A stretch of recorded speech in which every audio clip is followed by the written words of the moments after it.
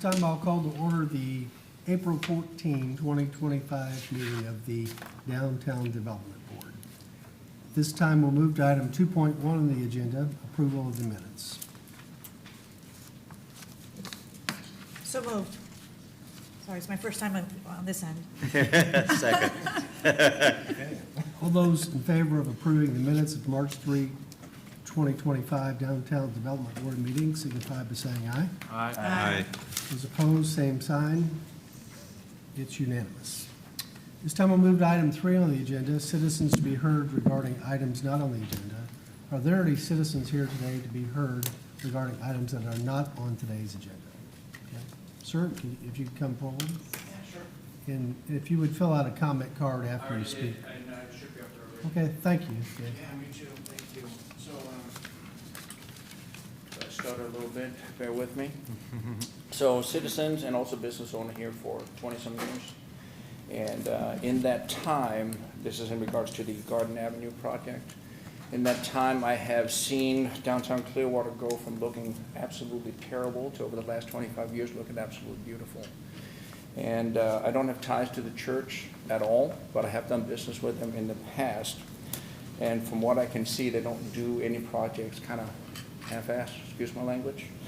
But right now, I know that they're working with the Cleveland Street Alliance to better the city on some commercial projects. And I also know that, you know, the impact that they're doing here locally a year in taxes alone, $7 million, financial impact about $1 billion. And the $30,000 in profit that the parking in that particular area is making us, would take us 45 years to make the 1.375 million they're offering. I'm hoping that we as a unit community can make a good financial decision on that particular project. I'd like to see it being used to better use than it is currently for parking. That's all I got. Thank you. Thank you, guys. I appreciate it. Thank you. Thank you. Are there any other citizens here today who desire to be heard on items that are not on today's agenda? Seeing none, we'll move to item 4.1 on the agenda. Approve a special event grant funding request for high-impact funding from the Rotary Club of Clearwater Charities, Inc. in an amount not to exceed $30,000 for the Taste of Clearwater and authorize the appropriate officials to execute the same. Good afternoon, Jesus Nino, CRA and DDB Executive Director for the record. I'm going to have Ms. Vicki Shire present this item and also the item after it, item 4.2. Vicki? Good afternoon, Vicki Shire, CRA Division Manager. The purpose of this item is to request approval for high-impact funding for the Taste of Clearwater. The Taste of Clearwater is a Rotary-sponsored event designed to foster community engagement, highlight local businesses, and provide a family-friendly entertainment. A few of the key details are the event's May 31st, 1 to 5 p.m. It is at Coachman Park, but it's excluding the sound. It is free, and the estimated attendance is anywhere from 5,000 to 7,000. The event will feature live performances, interactive activities, including a children's play area, food tasting from various Clearwater area restaurants, vendors, non-for-profit and community organization booths, and a Rotary booth showcasing its 100-year impact in Clearwater. Proceeds from the event will support Rotary initiatives, including scholarships, reading programs, international clean water projects, community grants, and support for local public safety departments. The Taste of Clearwater's total event budget is $55,920. The estimated city fees are $6,959.56 and is the responsibility of the applicant to pay. The applicant is requesting $45,000. The applicant's contribution is 36.6% of the total event budget from third-party resources. Under Section 3 of the DDB grant policy, for high-impact funding, the following criteria applies. Estimated attendance exceeds 2,000. It's free and open to the public. It's organized by an entity with 2+ years of experience, and the applicant did provide documentation detailing their experience with past events and their positive community impact. The applicant's contribution meets the 20% threshold. It aligns with the DDB's mission and the city's strategic plan. Based on the DDB policy, staff recommends approving $30,000 in funding for eligible costs directly associated with this event and city fees. I have Stephanie Zaragoza, Rotary past president and secretary, and Britt Maxwell from Exquisite Marketing Events to answer any of your questions. Thank you.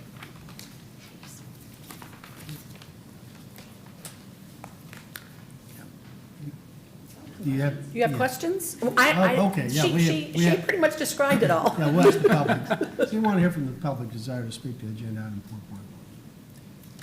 Hearing said none, are there questions from the board? Just comments. Yeah, comments. Yeah.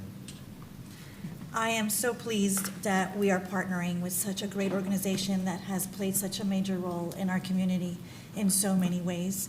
I love the idea, and so I'm in full support of this event. Thank you. Yeah, I'll just say the same thing. I won't say it, but Ditto.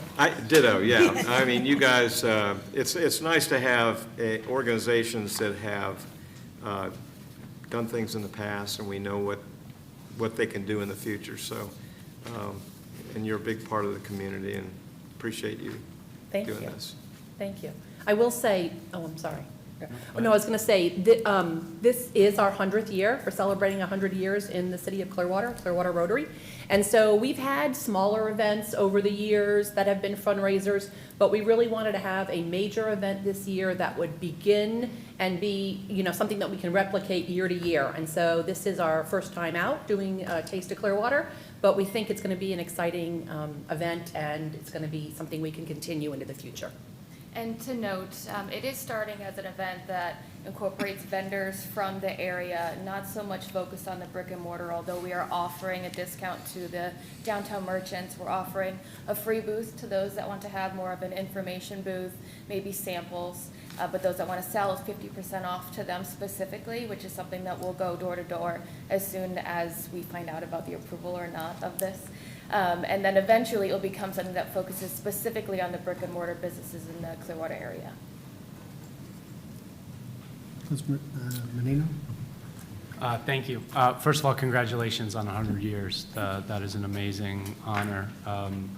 Our Rotary Club's community efforts and is immeasurable on what they've done for our community, your impact. So thank you for that. I know there's a handful of nonprofits, including ARC and Habitat for Humanity, that you are very instrumental in providing funding for. So thank you for that, as well as the thousands of scholarships to teens. So Yep. I greatly appreciate. We've set a precedent on this board lately about trying to make sure there's a couple boxes checked as we go through this, and we're not just writing checks to anything, and you check a lot of those boxes. I thank you for keeping it free for our citizens. That's very important to us. It's obviously not your first go-around with a special event. That's important to us. And really finding ways to communicate and include our downtown merchants, our local businesses, is very important to all of us. So I thank you for including them in your plan. We've heard about the Taste of Clearwater for a handful of months now. I think the storm derailed us a little bit. Yes. But we welcome you back in here. Look forward to enjoying the day and the fun with you down there, and thank you for what you do. Thank you. Thank you. Yeah, I think all the accolades and everything have already been given, and I share the same sentiment. I'm looking forward to this event as well. I think it'll be great, and Britt, thank you for adding on to the fact that as this grows going into the future, the focus on what we have downtown will be brought down into the event as well. So I'll leave it with that. I look forward to it. Good job, guys. Thank you. I'll weigh in last, and certainly I support the proposal and this event. It'll be a great event for downtown Clearwater. I do want to point out a couple things. I'm going to point out to the others that are coming here today, is that and I've looked at all the budgets for each one, that when I look at this budget, it's $15,000 for entertainment, and it's really about the food. That's why you're drawing people here. So I would just ask you, I would say that as we look at these next year and the year after that, we want it to keep growing and doing, to spend that money wisely on entertainment. Because I'm sure we have entertainment out there in the community who would love to do it for whatever they can get out of the event. And then the marketing and promotion event management part of it at $18,000. Sometimes that can get away from groups too when they're trying to host this. So, and I know Clearwater Rotary Club is fantastic, great history in this community, and I know you'll knock it out of the park with running the event. But I'm trying to help all the groups coming for us today, just to be mindful of some things that we hope it will become an annual event for years to come. It'll make it easier for us to continue supporting events when we see what was spent where each year. So just want to point out those two things, but thank you for investing in Clearwater and bringing this nice event to us. So with that, is there any further board discussion? Okay. If not, is there a motion? Move to approve agenda item 4.1. Second. All in favor? Aye. Is that for the recommended staff amount or for the amount they're requesting? I apologize. Staff amendment. Staff Staff. recommendation? Okay, thank you. Everyone agree it's for the staff amount? Is that the motion? Motion and second? Okay. And we all voted, all those in favor? Aye. Opposed? Okay, unanimous. Thank you. Thank you. Okay. We'll now move to item 4.2 on the agenda. Approve the Clearwater Downtown Development Board Pilot Micro Pop-Up Grant Program. Allocate $50,000 to support this initiative and authorize the appropriate officials to execute same. If you can't tell on my face, I'm very excited to present this to you guys. So Vicki Shire, Sarah Manager. The pilot micro pop-up grant program, which is a tongue twister, is designated to support smaller events that take place on the 405 blocks of Cleveland Street. Applicants may apply once per month with a maximum grant amount of $5,000, which will be paid directly to the applicant for costs associated with their event. Additionally, the DDB will cover costs directly related to road mitigation that is approved by the Clearwater PD Department. To streamline the approval process, the CR Executive Director or designee will have the authority to approve grants without requiring board approval. At this time, I'd be happy to go over the program guidelines, or does the board have any questions? Whichever way you'd like to do it, I'm happy to. Review the program guidelines, or do you guys have questions about it? No questions? Does anyone here from the public desire to speak to agenda item 4.2? Hearing, seeing none, are there any questions from the board? Vice Mayor. Oh, that's right. You are the Vice Mayor now. I was like, David. Not only am I in full support of this, I want to applaud you for taking the initiative. And I support it for the very reasons that you mentioned in the submission, which is simplifying the process, improving the timeliness of it, consistent activation, supporting small and emerging events, kudos for that, enhancing community collaboration. And I think that the CRA staff is perfect because you are all out there having relationships with all the business owners. And so I think you're fully qualified and ready to take this on. And I applaud you. This is thinking outside the box, and I really appreciate it. Thank you. It was a team effort, so thank you. Any other board discussion? Now, is there a motion? Move to approve agenda item 4.2. Second. All those in favor? Aye. Opposed? Unanimous. Thank you very much. Okay. Agenda item 4.3, approve allocating funds for Grad Chalkwalk Street Enhancement Pop-Up Art, which is an initiative under the Cleveland Street Activation Plan and an amount not to exceed $15,000, and authorize the appropriate officials to execute the same. Again, Jesus Nino, Executive Director for the CRA and DDB. Ed Lopez needs no, everyone knows it. The last item by Vicki Shire and the next two items are all for the Cleveland Street 400 and 500 block activation.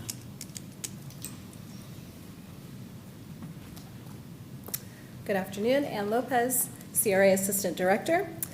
This item that I'm bringing forward is an exciting initiative for your consideration, which is the Grad Chalkwalk as part of our Cleveland Street Activation Plan.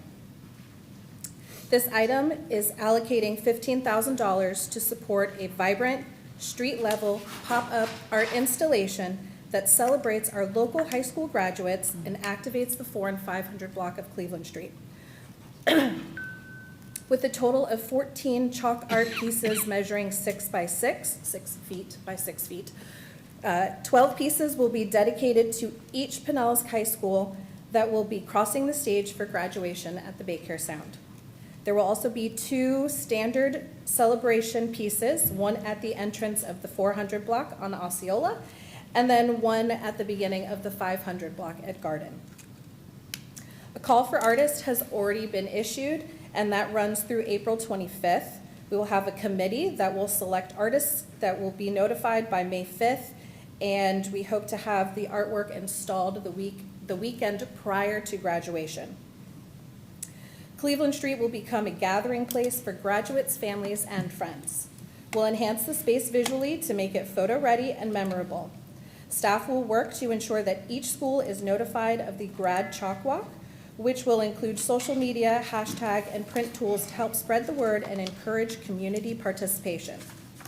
The Grad Chalkwalk supports multiple strategic goals. It aligns with the downtown development goals to activate Cleveland Street and supports the city's strategic plan. And with that, I would be happy to answer any questions. Is there anyone here today from the public that desires to speak to agenda item 4.3? Hearing seeing none, is there any board discussion? I'm going to continue with my gushing.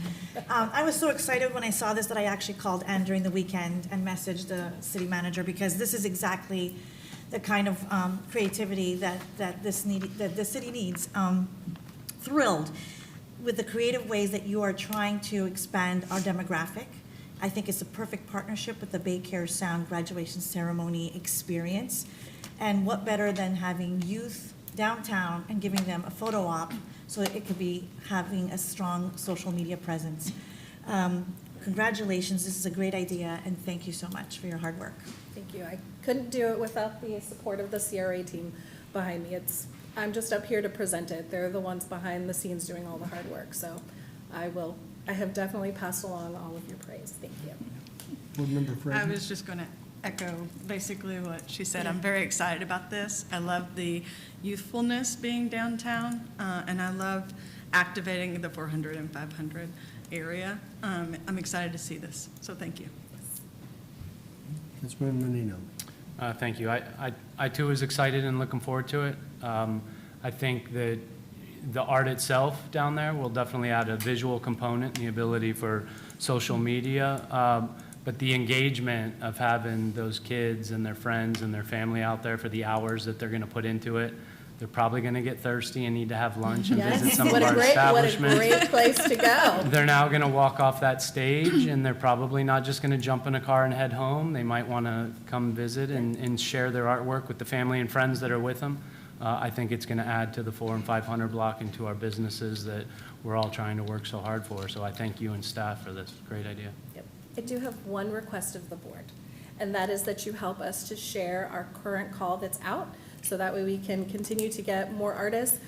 We issued the call prior to bringing this because the way that I looked at this is this may not be the first time that we're going to bring something forward for artists. This may not be the first need for us to have artists that work with chalk, and what a better way to kind of have that already in our pocket, and we have all of these folks, whether it's through this initiative or future initiatives or even with different partnerships. So as we bring different events forward and they have a need for chalk artists, we already have this built in that we can share with them. So that was kind of the thought about issuing this call before we came to see you. Any other board discussion? If not, is there a motion? Make a motion to approve agenda item 4.3. Second? All those in favor, signify. Aye. Opposed? Unanimous. Thank you.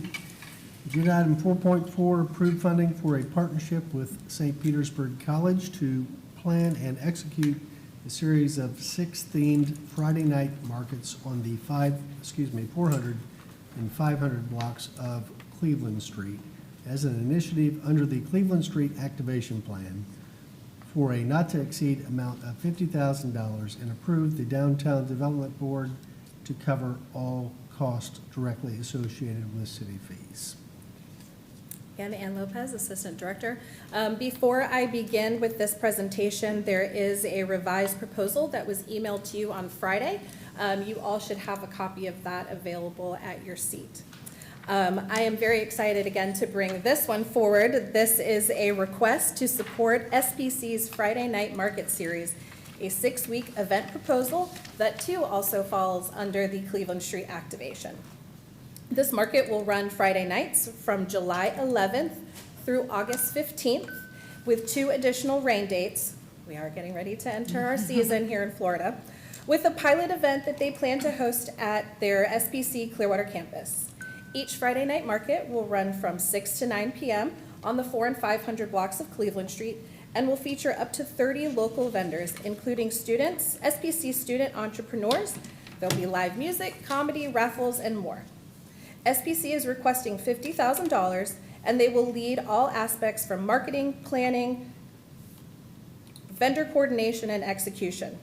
During our planning conversations with SBC, we did emphasize that there would be no vendors that would compete with our existing brick and mortar restaurants on Cleveland Street, and SBC has agreed. Our team is also coordinating with Ms.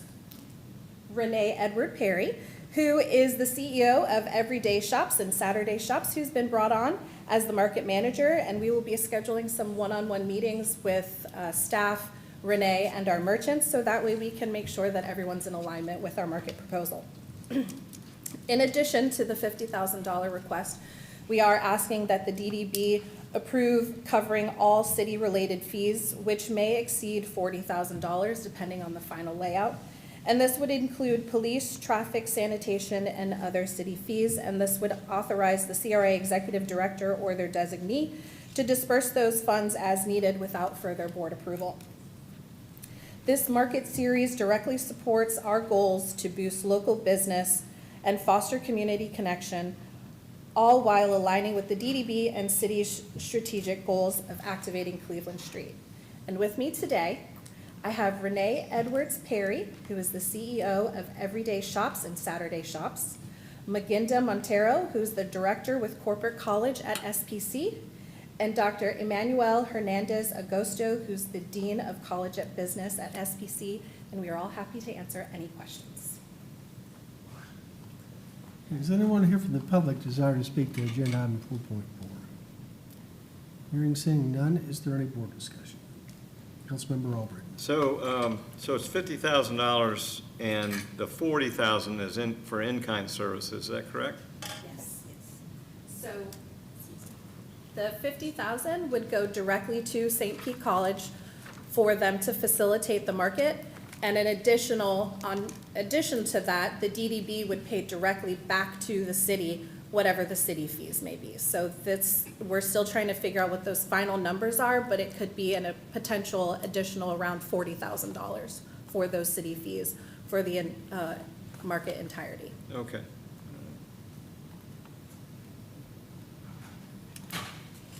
Vice Mayor. I wanted to, on record, thank Dean Hernandez and your team. I know that many months ago when we sat down for lunch and we did some brainstorming, I was excited about your reaction. It was everything about what can we do. There was no, everything was an option, and I appreciated your candor and your enthusiasm. And now having it actually become a reality, it's really gratifying. It really makes me happy that we're achieving many goals, right? Which is expanding our demographic, collaborating with an institution of higher learning, as well as the night markets. That's a spot that we have not, as of yet, had the opportunity to do. So, again, thank you, Dean Hernandez, and your team for not dismissing this and just taking it all the way to the end. Thank you so much. Questions? Councilman Benito?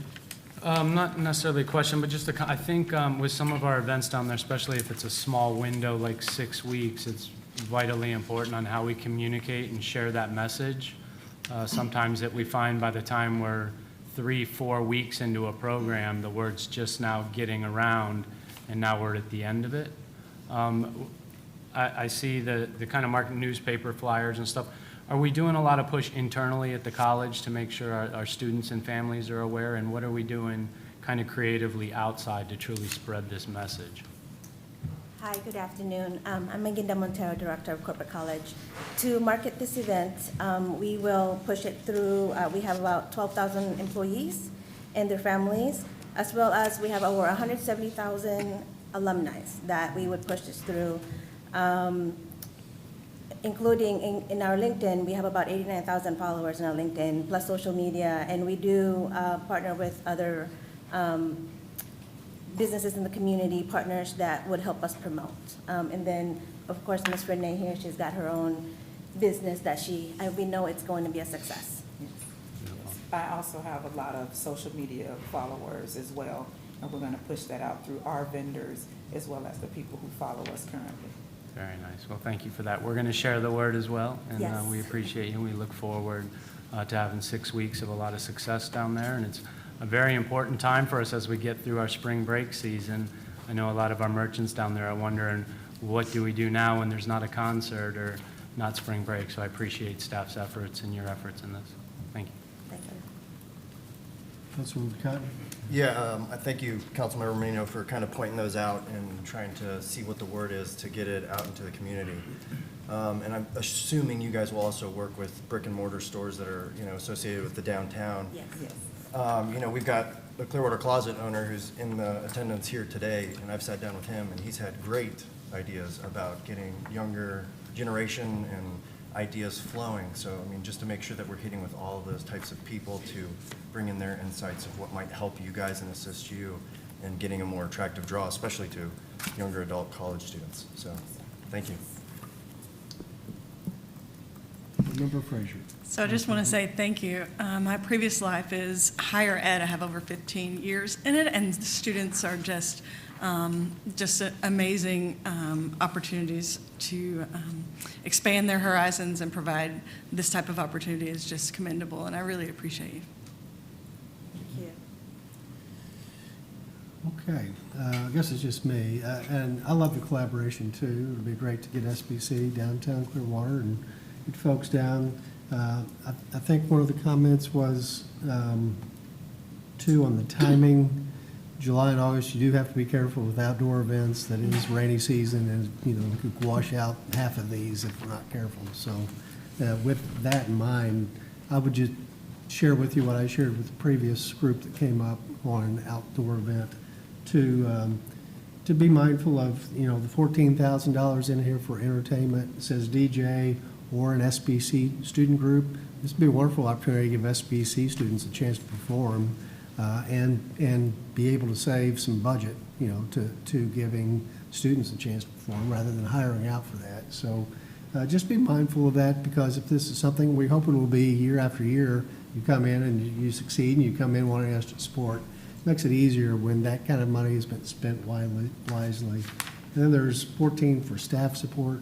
That's non-SBC, and to also just be careful on hiring contractors to do things that SBC could do, or students could do as a learning experience to help learn how to run one of these events. So, and again, I'm sure it will be successful, and that's why I'm sharing those things with you, just to be fair to the other organizations that come in here and ask for help, and be mindful of those things that will help us keep supporting your event for years to come. I do have one question. I don't know that I saw anything about sponsors, but I guess we're going out to get sponsors for this too, that will contribute to offset some of these expenses. We will work with Yes. sponsors. Yes. Yes, sir.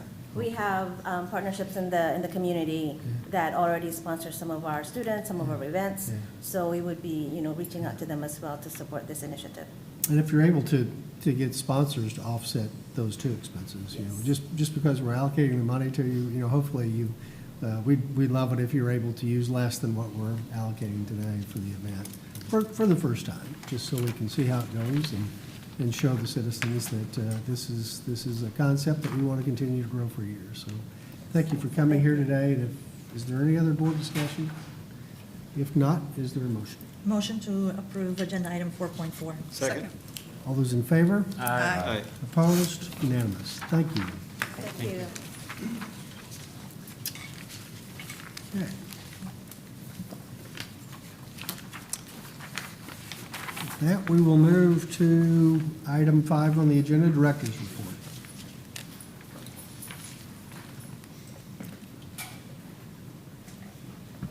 I'll keep this short, but I did want to say thank you to St. Pete College, Dr. Hernandez Agosto, Maginda, and others at St. Pete College, and thank you, Lena, for making that connections.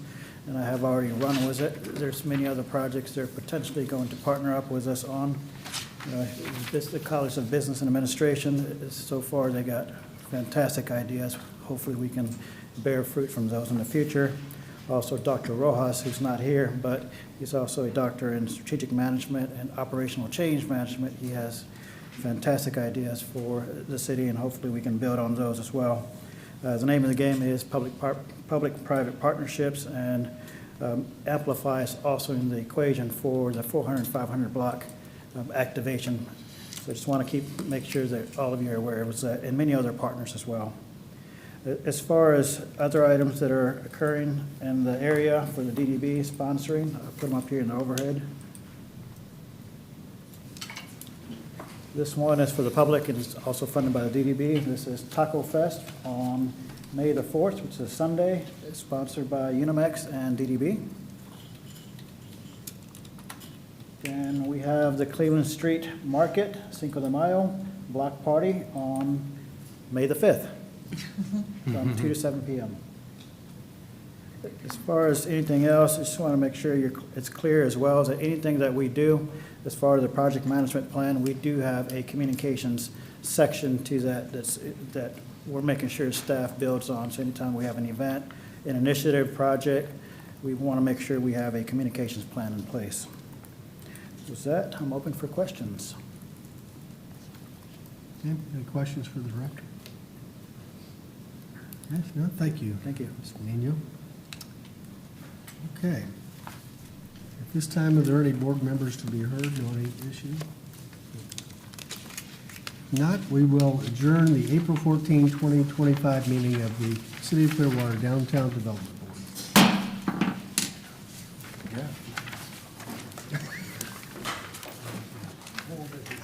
Recess for just a few minutes while we switch the plates up here.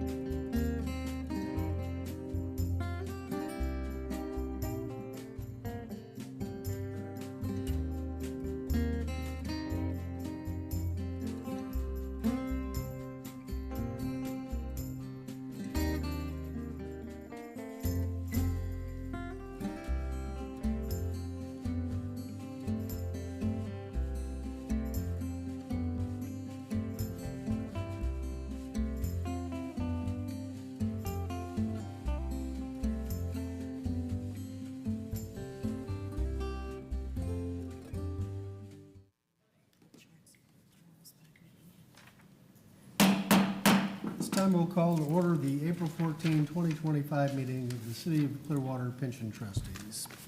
This time we'll move to item 2.1 on the agenda.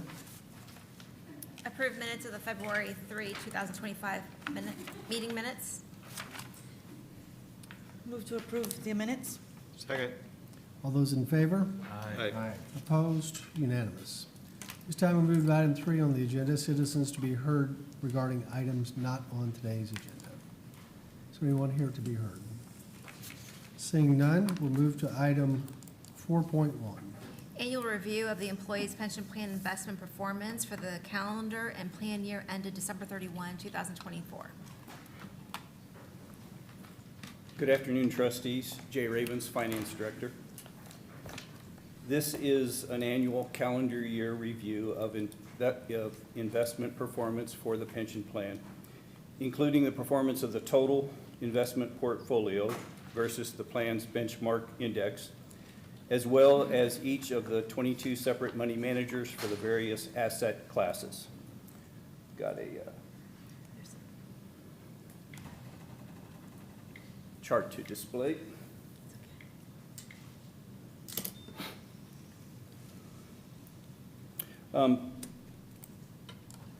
The first two columns on this chart provide the calendar 2024 performance versus the benchmark. The middle two columns provide annualized 3-year performance, and the last two columns provide similar 5-year performance results. For the plan in total, per the top line of the chart, it was a very good year on both an absolute basis with a gain of 10.27% versus the assumed rate of 6.5%, and on a relative basis as we outperformed our benchmark index of 9.29%. Now, at this point, at the risk of disappointing you, I don't intend to take you through each individual money manager on this chart. I am prepared to discuss the major asset categories if you wish, or if you're comfortable with the information provided, I can stop at this point and open it up for any questions about categories or individual money managers. Your preference. What's the desire of the trustees? To hear more or to accept the report as was submitted? I'll accept it. Thank you. Yeah, Yeah, thank you. I think we're good with what you presented. Thank you.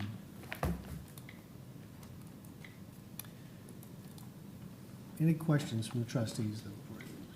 None? Okay. This time we'll move to item 4.2 on the agenda. Approve recommended change in actuarial valuation funding method from entry age normal to aggregate effective for the actuarial valuation dated January 1, 2025. Good afternoon, trustees. Jay Ravens, Finance Director. At this time, I'd like to introduce the plan's actuary, Pete Strong with Gabriel Rodersmith, who would like to discuss the recommendation of the change in funding method with you.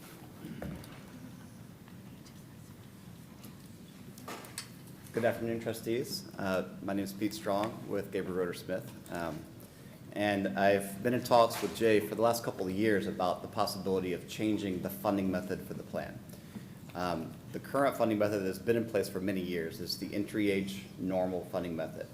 And under this method, there are two separate components. There's a normal cost and there's a payment on the unfunded liability. When the plan is fully funded, as is the case now, there is no payment on the unfunded liability, but the full normal cost still has to be paid under state law. So there's no negative amortization credit for that full funding. Under the alternative aggregate funding method, there is no separate components. It's all in one component called the overall aggregate normal cost. And with that normal cost, it takes into account the surplus, because you take the total present value of all benefits versus the assets in the plan, and you amortize that over future years. So you get to take credit basically for that surplus you have in the contribution requirement. I do want to show a graph of a, let me see if I can get out of Jay's, there we go.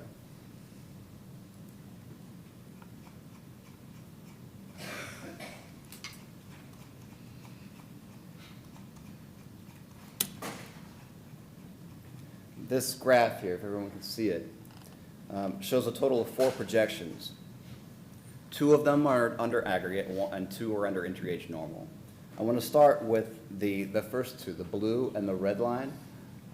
Under the blue line, that's your current entry age normal projection of contributions. And you can see it's higher than what it would be under aggregate, which is the red line. It's because under the red line, you're getting to take credit for the surplus that you have in the plan, being above 100% funded. We also did a stress test. If the plan were to lose 15% on the market value of assets, it would take the plan below 100% funded ratio to see what would happen under the 2 plans, if the plan was not fully funded. Here, under the green line, under the current method, you have a contribution that goes still higher than what it would be under the aggregate method. The only downside of that is under aggregate, you don't get back to 100% funded as quickly. And that's demonstrated on this chart here. With the stress test, the aggregate funded ratio would get back into the 90s, into the upper 90s, but not fully get back to 100% if it falls below 100% funding. But the huge benefit of using aggregate now is that with the current method under entry age normal, you're going to continue to increase the funded ratio over time because you're not getting credit for the surplus. You're not getting a negative offset. The normal cost will keep being accretive to the funded ratio, increasing the funded ratio projected to over 115% after 30 years. Whereas under aggregate, you're slowly approaching back to 100 even, assuming all the assumptions are realized. So with that, I'll leave it open to any questions you have and move forward with possibly our recommendation. Does anyone here from the public desire to speak to agenda item 4.2, specifically to the valuation? Yeah,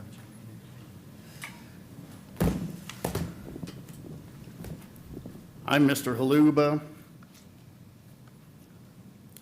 I don't know, this could be an instance of how to lie with statistics. But I'm not surprised that there's a negative offset. I predicted that the fund was going to have some changes, given the fact that we've got a double dipper, evil, unethical person in Slaughter who's taken his retirement and his salary. Not to mention changing the city charter or ignoring it, whichever happened, to allow Eric Gandy to take his retirement and be rehired in the police department. Really poor move, Ms. Poirier. Yeah, would you speak to the valuation method? That's the agenda item. The valuation is not 100%, in part because of those 2 issues. You can't just let everybody take their retirement and then be rehired so that they can double dip out of the retirement fund and still continue to earn their salary. It's completely unethical, but you allowed it to happen, I guess, because, all of you, most of you that is, are under the direction of, the fiefdom that really runs things around here, of Gandy, Slaughter, and even the assistant police chief. Is anyone else here that desires to speak to agenda item 4.2? Seeing none, is there any trustee discussion? If there's not, is there a motion?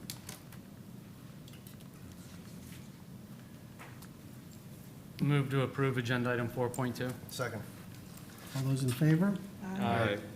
Opposed? Unanimous. Okay? Thank you very much. Yeah. Agenda item 4.3. Discuss fee procedures and processing applications for disability pensions, sorry. Thank you. I'll take this item. Trustees, so a little bit of background on this. The city, pursuant to our ordinances and state law, provides for a process for disability pensions. Some of you are very, very familiar with that process because some members of the trustees have also served or do serve on the Pension Advisory Committee. Historically, the Pension Advisory Committee in Clearwater has been the body that is responsible for processing those disability applications with a lot of help from staff, but they process the applications and ultimately preside over the question of whether the employee or former employee is eligible for disability benefits. So they are essentially conducting mini trials and determining based on the facts and evidence whether the medical standards have been met for a disability pension under our retirement system.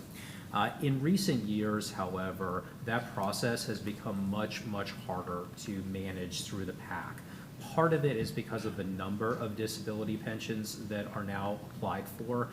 From what I understand, that number has climbed substantially in recent years, whereas the PAC in the past might have gotten them once a year. Now we get them a lot. That's not unique to Clearwater. I see this trend in a lot of other communities as well, but part of it is the number of applications. That's particularly challenging for the PAC because it is comprised of a mix of elected officials, union members, citizens. It is not easy to coordinate 7 people's schedules who all have come from totally different walks of life. At times, we have struggled even to get a quorum from the PAC, which has been to the detriment of employees who are applying for disability pensions, as well as the pension fund that needs to make these determinations. That's really been the main issue. And then secondarily, the complexity of these cases has increased substantially in recent years. What used to be cases that were very cut and dry, for example, somebody who was shot in the line of duty or incurred very, very serious and obvious life-changing injuries in the line of duty, has now become far more complex. Now we live in an era where there are mental health applications, multiple conditions, questions over whether a condition is cardiac in nature, which are complicated because those are evaluated under different standards under state law, et cetera. So both on a quantitative level as well as a qualitative level, it's become increasingly challenging for the city to manage that process through the PAC, and has not been beneficial for employees either. So as part of the latest round of collective bargaining, both with the police union and the fire union, the city negotiated changes to the process. None of the benefits have changed, only the actual process for receiving and processing the applications themselves. The city has now approved an ordinance which codifies those changes, and that ordinance was just approved last month, and I believe the ordinance, for the record, was 9813-25. As part of that new ordinance, the trustees now have a decision to make, although the manager and I have recommendation on it, but the decision to make is fleshing out some of the details over that new process. What is codified in the new ordinance and what's codified in the union contracts states that when an application comes in for a disability pension going forward, because there's old ones that are grandfathered into the old process, but when they come in under the new process, there's going to have to still be a physician, or in some cases multiple physicians, who evaluate the application. That's a requirement of state law, so that's not changing because, again, that's a requirement of state law. Historically, that has been handled through the pension fund's attorneys. The pension fund's attorneys, Stu Kaufman and his partners that are based in South Florida, represent a lot of pension funds throughout the state.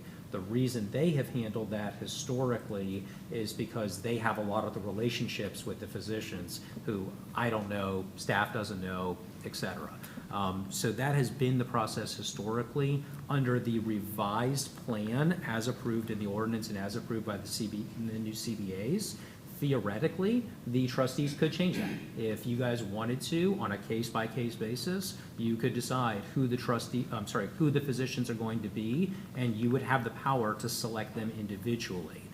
I don't think I would recommend that, only because I don't know that any of the trustees are necessarily going to know the physicians. If I don't know them, chances are none of the trustees are going to as well, but that is an option. And so the discussion point for the trustees is, to what extent do you want to be very hands-on with that process, deciding on a case-by-case basis who those physicians are going to be, versus continuing to allow that process to reside with the pension fund's attorneys, who historically have determined what kind of independent medical evaluation is needed and who that's going to be. So for example, if somebody applies for a disability pension, they might claim that there's both an orthopedic condition and a cardiac condition. Historically, the pension funds attorneys have said, okay, well, we know this orthopedic, so we'll send them to this person, and we know this cardiologist, so we'll send them to that person. Then you would get two different IMEs. You could either keep that process intact, or you could take it very hands-on as trustees and say, you're going to decide case by case. So don't know if the manager has anything to add to that, but that's kind of the gist of the issue. So. Okay. Any discussion? Yeah, I was going to weigh in on this. I think that it's good to keep it the way that it is because it essentially keeps it completely third party. You know, I think that being able to take certain close to home issues and putting it to someone else to review and have that non-biased outlook is extremely important, both for the applicant and for the city, right? So I think that keeping it as non-biased as possible would probably be a greatest step going forward. So not changing what we're doing now is probably where I would err on the side of caution, just for the protection of the city and for the protection of the applicant. Agreed. I don't feel we need to be part of the selection process of any medical professional in these cases. So I agree. Thank you. Anybody else? Okay. So our direction is unanimous. We keep it the way it is with the outside counsel recommended. Yeah. Sounds good. The only question is, the clerk, do you want them to do a motion? I would prefer it to be a motion because since Chu did not say anything, so it'd be helpful. Okay. So So what- is there a motion? What I would suggest, Mayor, is that a motion be made then to designate the pension fund's legal counsel to select and arrange the physicians on behalf of the trustees. So moved. Second. Okay. We'll give that to Councilmember Cotton since he's closest to the clerk for the second, so. All those in favor? Aye. Opposed? Unanimous. Okay. That's pretty much all I have, unless there are other questions about the process. Okay, thank you. No other questions? We will move to item 5 on the agenda, which is to adjourn the April 14, 2025 meeting of the City of Clearwater Pension Trustees.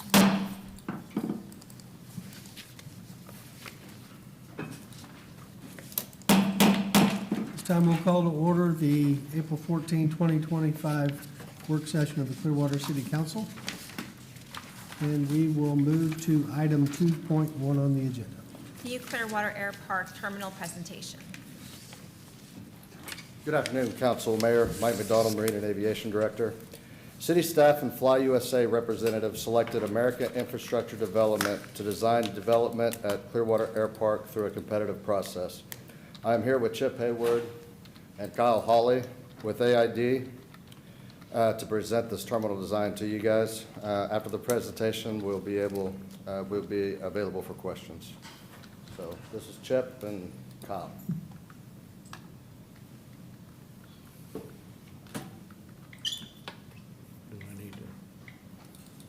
Good afternoon. My name is Chip Hayward. I'm the Vice President of Architecture for AID. Some of these photographs that you see here in the slide are representative of some of the aviation architecture work that we do throughout the state and the country. I'm happy to present to you the proposed general aviation terminal. This slide shows the expanded and improved parking lot. Has a little event trellis that's over on my left side near the roundabout drop-off area, and the new terminal, and then the apron that is south of the terminal itself. We will be improving the roadway that leads into the site as part of this project. This is a floor plan. It's relatively simple. It has a central lobby, and then there are spaces that are adjacent to that lobby and access from that lobby.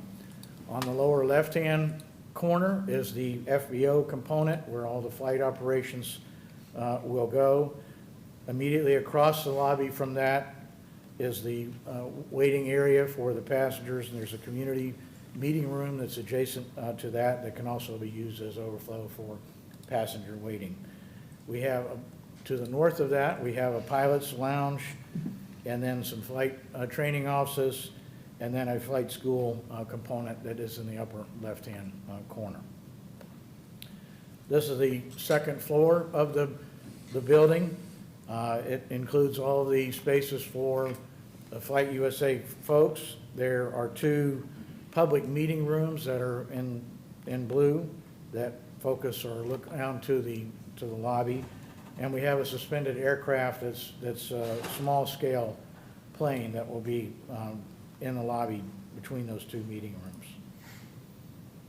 This is the front elevation of the building. You can see the lobby is in the center, has a very large glass area. The height of that roof is about 40 feet, 6 inches. This is the apron side, or the rear side is basically almost a mirror image.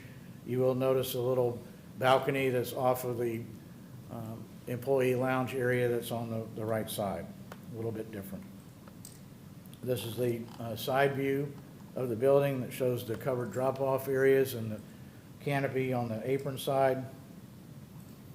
And then this is the west side of the building that shows access to the FBO and what that elevation looks like. This is a section through the building that shows the lobby area and the glass at both ends. This is another cross-section across the length of the lobby that shows the bridge that's part of this space. These are some of the finishes that we're looking at: a standing seam metal roof. The image on the right shows a glue-lam beam that has a cable stay cord to it, so it simulates, aircraft. Insulated glass for all the windows, and just some of the images of finishes that we're looking for the exterior. Some of the interior finishes that we've picked using some wood tones as well as blue tones.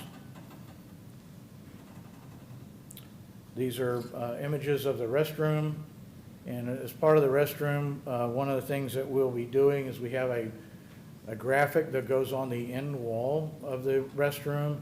You can see that in the images to the left side that's lit up. It's actually printed on the back of glass.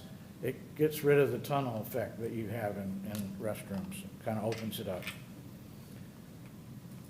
Men's restroom, similar to the women's.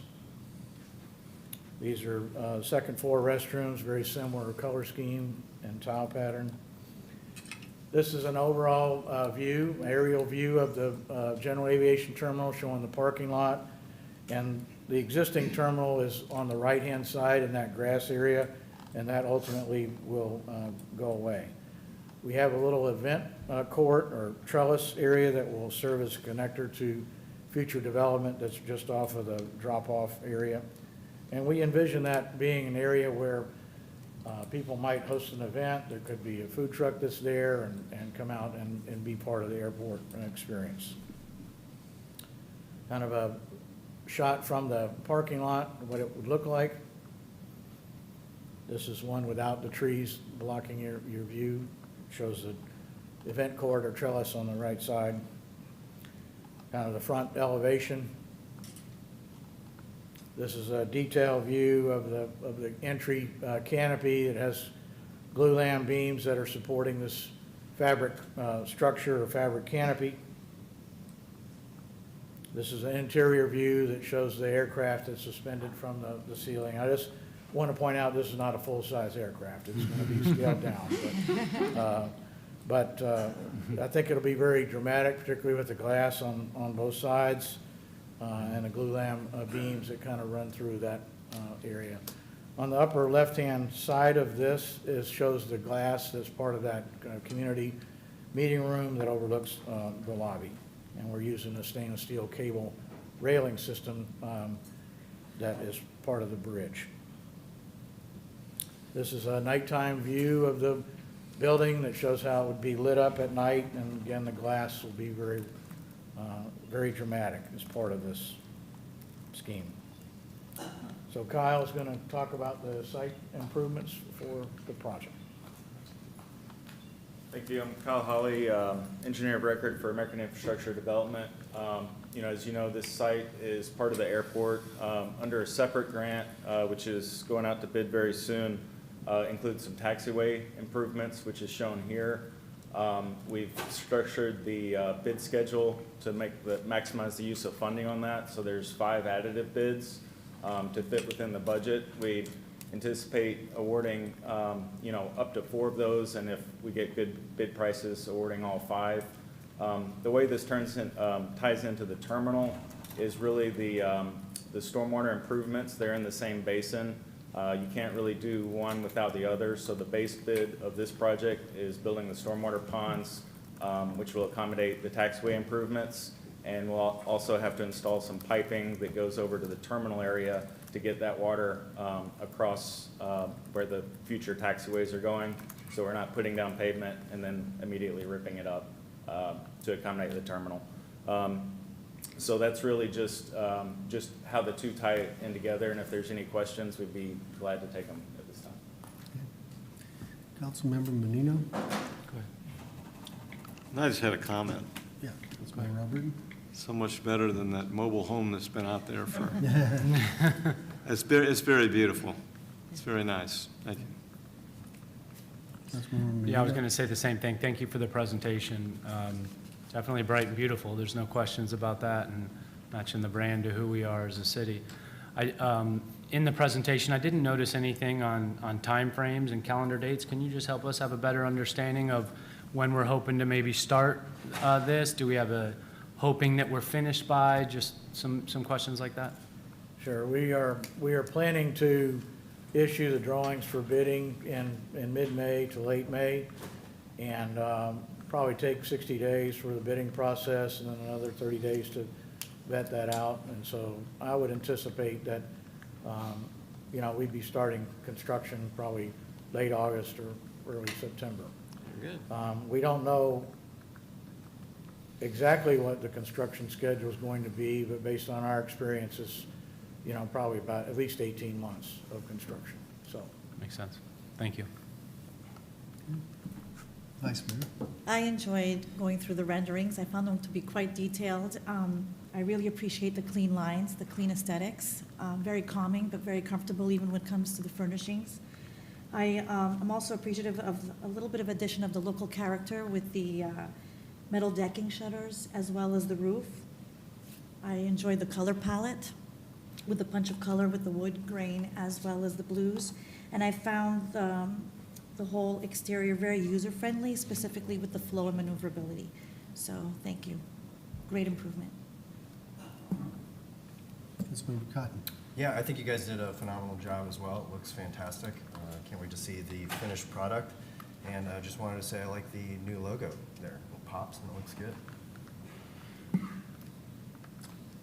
I'll just echo the other comments. This is a tremendously important community asset and long overdue to upgrade the look, feel, and the efficiency of that airport. So thank you for your work, and very impressive, the drawings, and we look forward to seeing it become a reality and celebrating a much needed upgrade to our airport facility.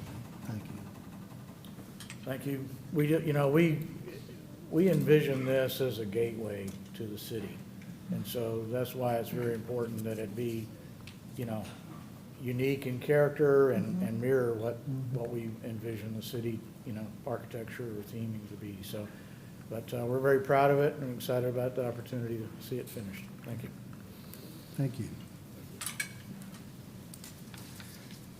Okay, with that, we'll move to item 3.1 on the agenda. 2.1. Approve the third amendment to contract for sale of city-owned vacant land between the City of Clearwater and Habitat for Humanity. Good afternoon, Dylan Mayu, Economic Development and Housing. 1454 MLK is a co-development project between Habitat for Humanity and Tampa Bay Neighborhood Housing Services. The project will consist of 24 owner-occupied townhomes, 12 restricted to 120 AMI, and 12 restricted to 80% of AMI. Exhibit B of the original contract for purchase requires that all pre-development activities must be complete prior to closing. This is not limited to funding commitments, site approval, and building permits. Unforeseen development challenges had pushed the original proposed timeline and required a contract closing date extension of December 1st, 2024. Due to Hurricane Helene and Milton, the developer had not procured the funding approval from Pinellas County, which required another closing date extension to on or before April 30th, 2024. The funding request for the project was reviewed and approved by the Pinellas County Board of County Commissioners in February of 2025. The developer has requested an extension to on or before July 31st, 2025 to obtain permits, obtain the commercial loan approval, and finalize all the closing documentation. Staff recommends the extension of the closing date to on or before July 31st, 2025 to allow the developer more time to complete pre-development activities. And with that, I'd be happy to address any questions. Okay. Any questions? Do we have consent on Yes. this item? Yes. We'll get consent when the vice mayor returns shortly. Okay. Thank you. Agenda item 3.2. Approve an amendment loan term of 43 years for funding to be provided by the City of Clearwater to SAH Holdings LP. Again, Dylan Mayu, Economic Development and Housing. Sunrise Affordable Housing is in the process of acquiring the Indigo apartment building on Chestnut and Myrtle, utilizing a mix of tax credit equity, federal and local funding. In March, just a few weeks ago, City Council approved a $1 million deferred loan at 0% interest for a term of 40 years, funded through a combination of CDBG and SHIP sources to support the property acquisition. The Department of Housing and Urban Development, or HUD, requires that all loans align with the 40-year HUD term, which does not begin until the construction to permanent loan conversion, which will occur post-construction. This timing detail was previously unknown to the developer, and as a result, the developer is now requesting a 43-year term for the city's loan to account for the construction period and ensure alignment with the HUD loan term. No other changes are being proposed to this amendment at this time. And then just to note, the previous agenda item, council had some questions with regards to the funding stack, and therefore I included the project sources and uses in the agenda item for your review and also for the public's. With that, I'd be happy to address any questions. Any questions on agenda item 3.2? Councilman Menino? I do have a couple. It's been a little while since this revisited us. I think we're all unanimously in support of converting this over. I do, and it might not be appropriate for this agenda item, but I was just wondering on the time frame. I know we have some residents, obviously, that live in there that need to be relocated, as well as some of our city staff that also live in that building. And they haven't been communicated with at all regarding that process. I was just wondering if there was anything we knew on a staff level that we could share regarding a time frame. Yeah, so regarding closing, we're looking, I believe the target date is mid-June. And in fact, I don't know if there's really an option to extend past that. So we'd really be looking to close by mid-June, and we're on target, we're on track to hit that target date. Okay. With regard to the developer reaching out to the current tenants, they cannot do that until after they close, but they do have a plan in place with regard to reaching out to current tenants that will have to relocate, and then also the tenants that will remain. There is going to be a significant rehab project with this acquisition, and so, of course, they'll have to be in touch with their tenants to organize that as well. Thank you. Any other questions? Okay, do we have consent on 3.2? Yes. We have consent on this agenda item. Vice Mayor, do we have your consent Yes. on 3.1 as well? Yes. Thank you. Agenda item 4.1. Approve an annual general permit in the amount of $4,000 in Pinellas County. Good afternoon, Mayor and honorable council members. I'm new to the gas system, but I'm going to present what we're doing today. It's a blanket general permit for us to install and maintain service lines and small main extensions. This helps ensure public safety, and it also brings code compliance to the table. So we're proposing that this be done. It's no occur every time we actually permit, we have to provide 48 hours notice to do any kind of work. But it's not going to require any kind of specific permitting. So it's really a great way to serve the public and do work quickly and get it done efficiently. So we're asking that the council consider doing this, approving this $4,000 expense. It will come from the general enterprise-wide fund, so it's already pre-budgeted and ready for that. And that's all I've got, unless you guys have any questions. Any questions on this agenda? Do we have consent? Yes. We have Thank you, consent council. on agenda item 4.1. Thank you. Thank you, council. Thank you, Mayor. Agenda item 5.1. Authorize a purchase order Orlando Freightliner of Apopka, Florida for the purchase of a Freightliner 1114 SD. Good afternoon, Mayor, Council. Matthew Anderson, Assistant Director, Parks and Recreation. The item before you is for the purchase of a Freightliner with cable hoist system, which is essentially a roll-off truck. We're buying this truck to replace the vehicle that we use for high water rescues. It was used during Helene. The truck was submerged and had irreparable damage. So this truck here we'd be purchasing would have multiple procedural efficiencies. So it would allow not only to be used by PD during storm response to rescue people in high water rescues. They're going to create a roll-off container with a roof, a ladder, benches, the seatings, and things like that. So that would be put on before the storm. We'll use it for removing portable restrooms that we're in the current process of going out for RFP, along with roll-off containers for lots of other parts of our operation and for emergency operations. And I'll be glad to answer any questions at this time. Councilmember Cotton? Yeah, hey, thank you very much. Just a quick question in regards to utilizing it as a high water vehicle. Yes.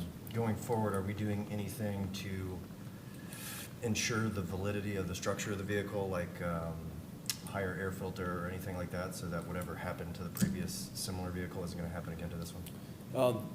I don't know specifically about air filters. I know that we had issues with the electrical system is what was originally happened with our international. I would have to talk to Fleet about that and see what types of protocols they're putting in place for it. Okay. And get back with you on that. Yeah, unfortunately, a lot of these bigger trucks nowadays, all the electronics are still within the frame, so Right. just might be something that we have to look into. Or maybe if we're utilizing this for the city manager, assistant city manager, look to get some of those LMTVs or something like that in the future that we utilize, you know, from National Guard surplus, so then we're not utilizing Parks and Rec and other, just to look in those types of directions. So, thank you. Appreciate it, Matt. Vice Mayor? As stated, it was due to, total loss was due to the Hurricane Helene, so is this eligible for FEMA reimbursement? I would have to check with Javon on that. I know that there is some insurance dollars, and I don't know the balance between insurance versus FEMA. But once that is sorted out, you know, potentially the rest of it is FEMA reimbursable. I don't want to guarantee it, but there's that offset from the insurance proceeds. Thank you. Questions? Okay, do we have consent on this agenda? Yes. Yes. We have consent on 5.1. Thank you. Thank you. Agenda item 6.1. Authorize purchase orders to multiple vendors as listed. Mayor, council members, Dan Mayer, IT Director and Interim Director of General Services. I do want to start off with a quick apology. My staff was not here promptly at the beginning of the meeting, and that is on me. I know your time is very valuable, and the cohesiveness of this function is imperative, so I apologize, and the mechanics of that mistake are being addressed. So please accept my apology. The item before you is for the maintenance of our generators across the city. We have a pretty complete breakdown in the agenda item of 50 stationary and about 44 portables. These are exercised monthly, and we do annual load testing on all of them. So this is almost a full-time job just to keep up with the testing of these. We don't often put them under the stress they need to be, nor do they get the full load they need to be reliable in the most critical situations, but this expense is necessary to keep them in the best shape possible heading into a difficult time of year. I'll be happy to take any questions. Vice Mayor? If you can just clarify something for me. It's stated here that the average cost from the last 3 years has been $632,000. So if you can just expand on why this is $1.6 million. On record, just expand. I believe that has to do more with increased load testing. So the load testing creates the stress that the generator needs to produce the power, and that's when we have failures. We have failures of switches and circuitry. So I believe we've expanded it to be all portables, and to do load testing on all the major buildings. I don't know if Tom wants to come up and address some of the other ads, but that was the biggest one. And we have added a number of generators through the years. So the previous years, the 632,000 did not include these expansion initiatives that you're doing right now, right? Not in their entirety, no. Okay.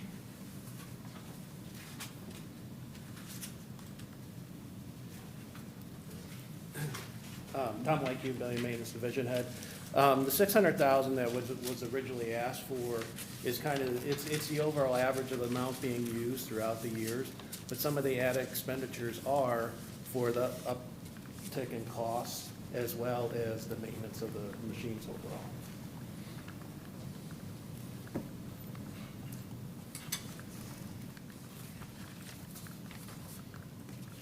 Okay. Any other questions? Councilmember Menino. Yeah, not a question. No need to apologize. I left my laptop. That was my own fault. So I appreciate you sending them out here as quickly as you did and getting that solved for me, but my own fault. Obviously, the number, 1.6, we see that it's a large number, but the importance of maintaining this equipment so that when you truly do need it in emergency situations, things is vitally important. So often, home users, whether it's snow blowers or regular generators, when you go to need it, is the time that it all of a sudden doesn't work. So I appreciate the maintenance that we're putting in it proactively is vitally important. So, yeah, I thank you for that. And it does cover unforeseens, which happens all the time. Any other discussion? Okay. Do we have consent? Yes. Okay, we have consent on 6.1. Thank you. Thank you. 7.1.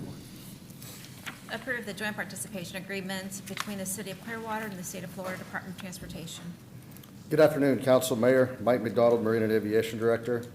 This item is a request to approve an 80/20 grant agreement with the Florida Department of Transportation for the installation of an emergency generator at Clearwater Airpark. This is a combined project with Clearwater Gas and Marine and Aviation to provide electricity to the gas compressor station and the airport terminal building in the event of power outages due to inclement weather, etc. This will allow for city vehicles and garbage trucks to fill up with fuel during these critical times and will support the highest elevated airport in Pinellas County during emergency operations. I'll be happy to answer any questions. Any questions? Councilmember Cotton. Yeah, with this generator, will it support the airport in 100% of its function? I'm going to have to, I'm sure you're referring to the runway lights and the rotating beacon. Right now, there's a plug-in for the runway lights. The runway lights are old and antiquated, and I have a CIP programmed, I think in 2031, to up those to LED lights, switch out all the electrics in it, and really we'll determine what all we can do with the generator during design of it. Yeah, because I think you hit the nail on the head by noting that we're the highest elevation airport within the county. I mean, that's going to be huge. Knock on wood, we saw our 100-year storm.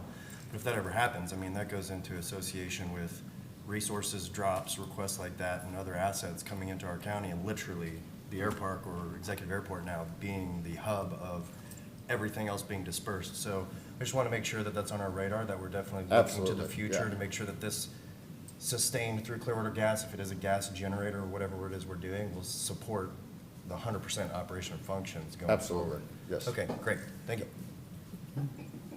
Any other discussion? Okay, thank you. Thank you. Agenda item 8.1. Authorize an increase on purchase order to Enviro Waste Services Group of Tampa. Good afternoon, Mayor and Council. Rich Gardner, Director of Public Utilities. The item before you today is for an increase in the purchase order to Enviro Waste Services Group. This is a piggyback off of a Pinellas County contract. The services provided by EnviroWaste are crucial for maintaining the integrity of our wastewater facilities and ensuring public health. These services include emergency and non-emergency pumping and tankering, which are essential for managing our collection system effectively. The increase is primarily required due to heightened usage caused by the storms last year. The severe weather conditions led to an unprecedented demand for these services, necessitating an increase in the contract amount. We're recommending a contract increase of $85,000 to the existing amount of $125,000, bringing the total to $210,000. This is for the remainder of the contract term through September 13th, 2025. To better manage such situations in the future, we plan to bid our own contract once this period ends. This will allow us to have more control over the terms and conditions and ensure that we're prepared for unforeseen circumstances. I'm asking for your approval for the increase and happy to answer any questions. Any questions on this agenda item? Okay. If there's no discussion, then do we have consent? Yep. We have consent on 8.1. Thank you. Agenda item 9.1. Approve the mayor's appointment of Kathleen Agnew to the Clearwater Housing Authority Board for a term expiring September 30, 2028. Council members, this is one board where the appointment is actually conducted by the mayor, but with confirmation by the city council. The mayor has reviewed Ms. Agnew's application and has recommended that she be appointed for a second term. All right. Fine. Have consent? Yes. We have consent. Okay. Agenda item 10.1. We all ready? We are. All right, so time flies. Mayor and council, I don't know that I have a whole lot to add beyond what's stated in the agenda item, but to briefly summarize, all cities, counties, anyone who issues debt pursuant to bonds is going to need to have outside counsel handle that. Partially that's because of expertise involving federal disclosure requirements, but the more important issue is because of conflicts of interest. Since the city attorney's office represents the city and we represent the issuer, my ethical responsibility is to paint us in the best financial light possible. This is the healthiest city that has ever existed in the history of municipal government in the universe. Bond counsel has a little bit of a different take on it. Their role is to represent bondholders, the transaction, and so their ethics requirements are a little bit different. All of the ratings agencies really want to see outside counsel handle this because they understand that the city attorney's office, my job is to represent the issuer. So historically, the city of Clearwater has used the law firm of Brian Miller Olive for that purpose. As the council knows, I'm certainly not afraid to make changes when we need to, but if there's nothing broken, didn't really see a lot of reason to change this one. Mr. Ravens and I solicited a few different firms. We got 3 really good proposals, but the proposal from Brian Miller Olive was excellent. It's competitive both in terms of pricing, in terms of quality. They've also been highly recommended by the city's outside financial advisors, which is the Public Resources Advisory Group. I personally worked with Brian Miller Olive during the last bond issuance, which was for the Imagine Clearwater bonds relating to Coachman Park. Had a good experience with them, and that's about it. There's no inherent cost to it. There's only cost when we issue bonds. So as explained in the agenda item, they get a portion of the bond proceeds, but there's no fixed retainer amount. There's no hourly fee unless we go through validation or separate proceedings. Other than that, there's not really a whole lot else to say, but happy to answer any questions. Okay. Vice Mayor? The consolidation of these services is more of a time-sensitive thing, increase efficiency rather than cost, because it's described as slightly reduce the cost. So how would you say slightly? It's both. Thank you for asking that question, Vice Mayor. So historically, the city of Clearwater had 2 separate law firms on retainer. One of them, Brian Miller Olive, was for bond counsel services, and the other law firm, Neighbors Giblin, which was for disclosure counsel.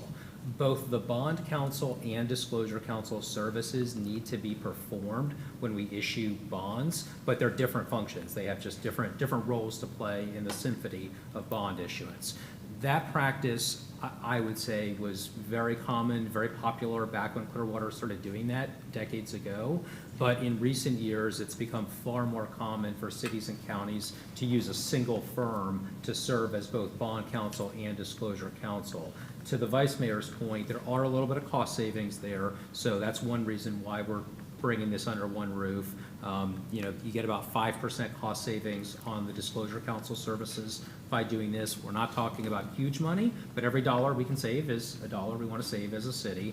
And on the time savings part of it, something I observed during the last issuance, and I don't know if Mr. Ravens has different thoughts, so speaking only for myself, was that having separate bond counsel and disclosure counsel leads to a little bit of a phenomenon of too many cooks in the kitchen.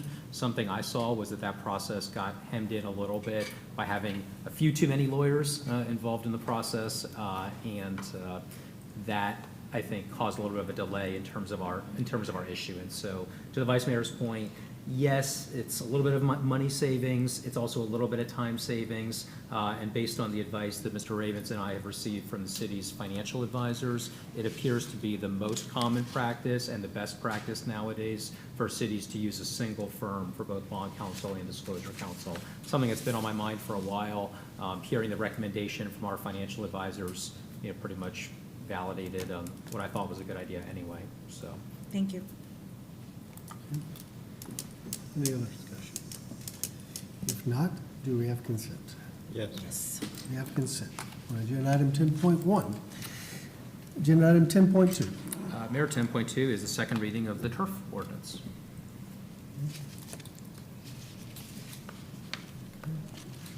Questions, discussion on this one? Nope. Okay, item 11, City Manager Burton. Thank you, Mayor. I just wanted to, I'm sure that the council is going to talk about the many different activities that we had this weekend, and I just wanted to take a moment to thank the team, because it does take a variety, actually a majority of our teams to pull off the number of events that we did this weekend, and it was a huge success. Really proud weekend for our city in terms of all the things that were put on. So I just want to thank the team for that. I want to piggyback on what you said, City Manager, on Saturday morning when I got there for the Incredible Dog Challenge. I went to the restrooms underneath the sound, and remarkably, they were squeaky clean. After we just had an event there, a large event the night before. So absolutely, our team did an amazing job. A lot of activity over the weekend, and then 3 concerts. So great job. So I went to all 3 events this weekend, amazingly enough. And, you know, people ask me how was it attended? And I said, wow, I thought we had on Saturday night, I was guessing 7,000 people there, because they had taken all the seats out. They put the seats in on Friday night, took them all out for Saturday night because everybody was standing, then put them all back in for Sunday night. And every night, there were people, I thought, completely on all the seats and then out into the green. And I was surprised to get the, you know, the amount that was reported was so much less. And I don't really understand why that is. So that's a conversation I've actually reached out to Ruth Eckert about, because I know I too guess in terms of how many people are out there, and I am always wrong. And I think that there's a lot more people that are out there, and I spoke to Susan about it, and she agreed that that's what happens as well. And that's the number per ticket sold, and gave me her accounting person's number to also to verify that with. But maybe at our next quarterly update that Ruth Eckert provides, we could have them speak to that, because I agree. It looks like there's so many more people out there than what that show. So I'll reach out to her and ask if that's okay with the council, and have her include that in the next update. Please. Thank you. Okay. Anything else? No, sir. Okay. City Attorney. Nothing at this time, sir. Okay. That moves to item 13.1, billboards. That's Vice Mayor. Yes. Excuse me, now Councilman. Yes. You have a new Vice Even Mayor. though it says Vice Mayor. You have a new Vice Our Mayor. new Vice Mayor is sitting here next to me. Take a couple of times, probably get used to Okay. that. I asked to continue this item till Lauren Maskey and I got together and talked about the ordinance, because I heard that there were several signs that were damaged in the storm and that couldn't be repaired. They couldn't go back in according to our ordinance, because they were damaged more than 50% and substantially damaged, and they couldn't do that because there were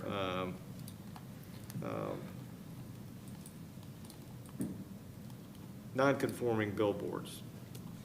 So after talking with Lauren, I decided that the best thing to do was probably let sleeping dogs lie and not change the ordinance. I was thinking maybe we could change it to maybe help some of these people that were damaged because of the storm. But, I've been here long enough to see so many unintended consequences happen when we go and change the ordinance. I think I'm going to leave it the way it was, because as she explained to me, some of the signs were rebuilt without a permit, and I don't agree with that. And I just wanted to say publicly that these non-conforming signs do have, they are required to have maintenance, and a lot of them don't do that. And I think that's what maybe caused them to be damaged in the storm. But, anytime there's a non-conforming structure, our ordinance does allow it to have routine maintenance to keep it up, so possibly it won't fall down in some kind of a storm or high winds or whatever. So I think right now I'm really, and I can open it up to council to see what everybody's thoughts are on this, but I just think it would be better to just leave it as it is and maybe talk about it at another time if something comes up similarly, that maybe we can talk about changing the code. But right now, I don't think I am at a good spot to go ahead and say, let's do this. I think we're all fine with that. I think so. Yeah. Leaving it as it is. Yeah, no, Councilman, you have something to add? yeah, thank you. I'm supportive of that. I think what originally got us was the level of compassion that it took to understand that some in our community were suffering damages because of a storm, and we wanted to immediately find a way, like so many of our properties throughout the city, that we wanted to find ways to help. But I think you're right. The unintended consequences sometimes can be dangerous, and I'm supportive of this. Let's let this one sit and revisit it at a later time if need be. Well, the other thing too that I thought of afterwards, if we allow these few signs to get rebuilt, because of the storm, what about all the people that had to take their signs down being non-conforming? There may be a lawsuit. So I think we have a good ordinance. I think it takes care of non-conforming billboards, and it's probably a good thing just to lay it be. City Manager? Yes, if I may, I just want to make sure that we're all on the same page. So we had temporarily suspended enforcement because we knew that this was a topic that council was going to be taking up and wanted to make sure we provided the opportunity for council to do that. With this decision being made, I know talked about bringing it up later, but that we will then commence enforcement on this topic again. Yeah. Okay, thank you. Okay. Ask the city clerk, I sent an email on this DOJ resolution, and I think you said it would be, we'd consider it after the next item. So After it'll the be next item, okay. So with that, we'll move to item 13.2, strategic downtown discussion. Councilman Menino? Beautiful, thank you. I think we're all eagerly excited to continue having these talks, and I know we all welcome challenging discussions, but I think it's important to understand that the discussion we're going to kind of try to have now is simply informational. It's more of an opportunity for us that we've all stated publicly. We think it's important to continue to bring the public along with us in our processes and discussions in downtown and in the sunshine, due to the fact that this discussion that we're going to have There is no request for action, so to give you just the notice that this discussion will not continue into Thursday, because I'm not asking for any action in it. Am I correct in saying that? Correct. Perfect, okay, thank you. City Manager, if you don't mind yourself, Assistant City Manager or staff, if I could just throw some questions your way, you guys can give us as a group and the public some answers, and if in the meantime, between each one, if council had anything that they were wondering or questions, they could kind of throw that along with it. We're good with that? Sure. Thank you. First one that I wanted to touch on was the Mac Dixon proposal. If we could get any update on where we've been as staff as far as going through that proposal? Yes, so we immediately reached out to the proposer on that, trying to get some meetings scheduled as soon as possible, and the soonest date that they were available to meet with us, I think, is on the 22nd. So that meeting has not yet occurred, but it is scheduled. Additionally, I did have multiple community groups reach out and wanting to meet to discuss that proposal, and their lack of involvement or opportunity to provide input on that proposal. And so I have met with all those groups that have requested so far and have referred them back to the proposer so that they could, provide that feedback to them as well. And then I've shared some of the sentiment with the council on that as well. Okay, thank you. Council, any questions regarding that? We're good. Next one I wanted to ask was if there's been any update in discussions regarding the vacation or right-of-way on South Garden. Has there been any additional discussions or things thrown out that this board needs to know or talk about? No, I know that we've gotten some questions, some clarifying questions about what the proposal includes, doesn't include. There's been multiple public records requests, of which, I think you all have been provided copies of, and we are in the process of either responding to or compiling the responsive records for that. There have not been any additional negotiations with the Church of Scientology since then. Staff and myself have been in contact with the Church of Scientology and their representatives, and just continuing to communicate with them the desires of the council to include a updated plan to show the public as to what both the theater, the hall looks like, as well as any other updates they can provide on any of their buildings. I know that they have multiple under construction, and so just continuing to communicate the council's desires on information for that. Questions, council? Continue. Next one, if you don't mind, there's a lot of positives going down on the development side throughout our city, and I think when we discussed with the public openly in our neighborhood associations, a lot of people aren't in tune with what is going on. I know the affordable housing project at the Gateway on Cleveland Street is looking beautiful and making progress. The discussions that are being had with the county on 16.2 acres is a huge opportunity. The City Hall lot. One of the ones that I know we closed on the D'Annunzio and Gotham property on January 1st, which many of us had doubts that we closed something on New Year's Day, but staff got it done.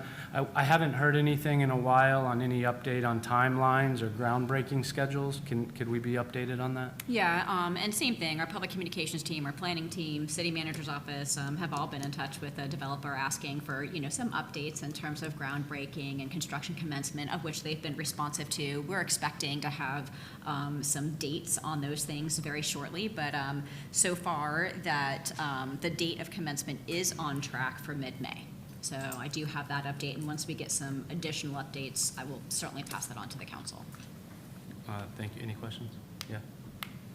Yeah, and I could give you an update on the PSJ Intermodal Center. They're still on track for groundbreaking this summer, and I think we'll be able to probably finish about the same time City Hall's finished, so that would be really nice. We can get the the overhead lines put underground and fix that component of it. I think it'll all come together, but that's still about a year and a half out, I think, on both. So that's going to be nice. So it's going to change that whole intersection. One other question maybe I have for Dan.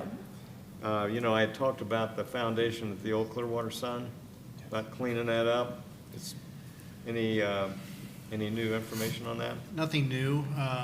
You know, we talked about trying to remove the concrete, clean it up, and remove some of the old stuff that's there. Apparently, there's some remediation issues that still need to take place there, and the concrete that's there that is unattractive is necessary for containment right now. So we've certainly asked staff to get an update on it, but I don't know if we're going to see that anytime in the immediate future. So is that up to the owner of the property Yeah. to do the mitigation on that? Yes, sir. I got you. So he's encapsulated it until He can- he's got a buyer, maybe? Probably. That's unfortunate. Okay. There's been some excitement, obviously, on the staff level as well as community level and interest in where we are in the library RFP process. Can yourself or staff give us any kind of update with that? Yeah, so I did just recently get an update from the team, and they are here if there's additional questions that I can't answer. This is a very exciting opportunity.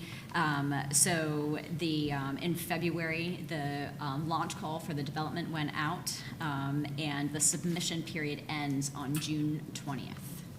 The outreach efforts have been incredible. We've had several hundred email mailings, Facebook posts, Instagram, as well as a lot of news coverage from the Tampa Bay Business Journal, 83 Degrees Media, I Love the Berg, Redevelopment Net, and Spot on Florida have all picked this up.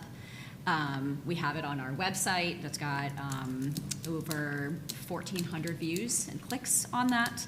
We did hold our first public tour of the library on Friday, the 11th, and there was 4 people in attendance, or 4 groups in attendance for that. The second public tour will be in May, and once we get that date, we'll have that posted on the website as well. So that is where we are at with that. Like I said, I can answer any additional questions, or the team's here as well. Questions, anybody? No? Thank you. The last one, almost done. Thank you for That's okay. for taking these. I think it's important that we keep having these discussions and in the sunshine, and whether they're sitting in the audience like this full crowd is tonight, or they're watching at home, I think these discussions are important to have. My last one, and correct me if I'm wrong, in my understanding that Scientology has spent $16 million on our 3 downtown historic buildings, well, not ours, but Woolworth, the People's Bank, and the telephone building. What I haven't heard is any discussion or shared visions on timelines, types of businesses that they're trying to attract or hoping to attract. And there's discussions and wondering, and the same thing from us, is any of the first floors planned on being used institutionally, or are we getting away from that? So I'm not aware of any timelines for completion. The telephone building is the one that appears from a visual standpoint to be the furthest along. There have not been any announcements to date. They do have that website that they update, and on that it says that they're looking, it shows a retail space on the bottom. But I don't have any details if that is what will occur, if there's any institutional use, but that's what the website shows. I think those are things that are important for us all to find out, and I would hope that that the Church of Scientology would find a way to communicate with us and communicate with our citizens. I think they're asking a lot of questions, and we all and they all as a community deserve to know these things and what direction we're going and when. And we keep, as a council and as a city, we keep sharing the optimism on things and moving forward, but it's so hard to nail down timelines and timeframes versus just rumor mills. So, you know, if the leadership is listening, I hope they hear us and they hear staff, and these are things that we would absolutely love to hear and share with the public about it. Go ahead.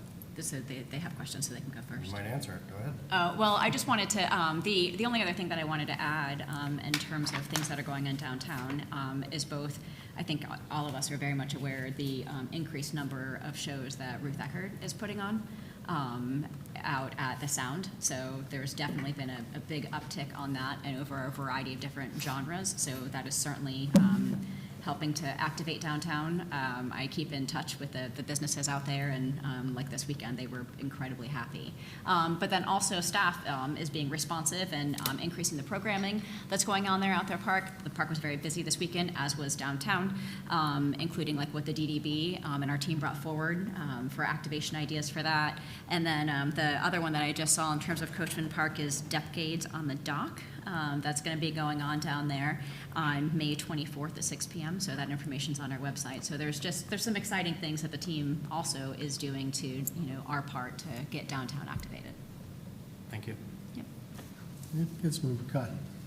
So thank you very much for those questions, and thank you for the update. I want to go back to, you said you have spoken with Scientology, and they are looking to try and get a video done sooner to present to the public? Yeah, I mean, I've relayed the message multiple times Yeah. about, council's interest in having that be out as soon as possible, and they've acknowledged that they have heard the response and that they plan on having something, but I don't have the particulars in terms of what that is or when it'll come out. Right. Well, I appreciate that. I think if you could please, stick with that whenever you talk to them, because I think that's of some of the utmost importance, that they can present what the community can expect going forward through this.